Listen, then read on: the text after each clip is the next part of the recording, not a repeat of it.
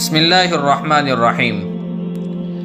معزز سامعین، رسول اکرم صلی اللہ علیہ وسلم نے پریشانیوں سے نجات حاصل کرنے کے لیے اور رزق میں برکت کے لیے اپنی امت کو ایک بہترین نسخہ اور ایک بہترین اور آسان دعا سکھائی ہے۔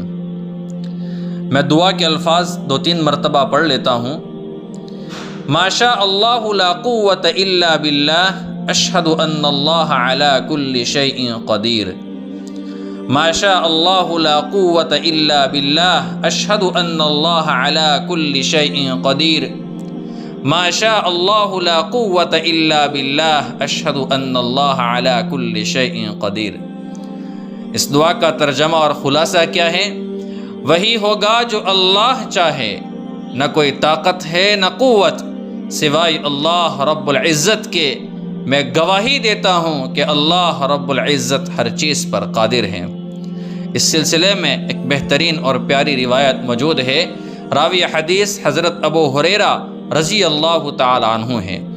فرماتے ہیں کہ رسول اکرم صلی اللہ علیہ وسلم نے فرمایا، جو شخص صبح میں یہ دعا پڑھ لے تو اس دن اس کو بہترین رزق سے نوازا جائے گا اور برائیوں سے محفوظ رہے گا، اور جو شام کو پڑھ لے تو اس رات اس کو بہترین رزق سے نوازا جائے گا اور برائیوں سے محفوظ رہے گا۔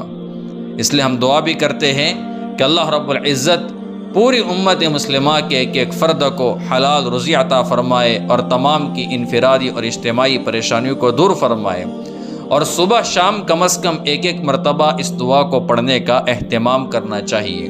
یہ روایت کنز العمال وغیرہ میں موجود ہے۔ اللہ تبارک و تعالی ہم سب کو عمل کرنے کی توفیق عطا فرمائے۔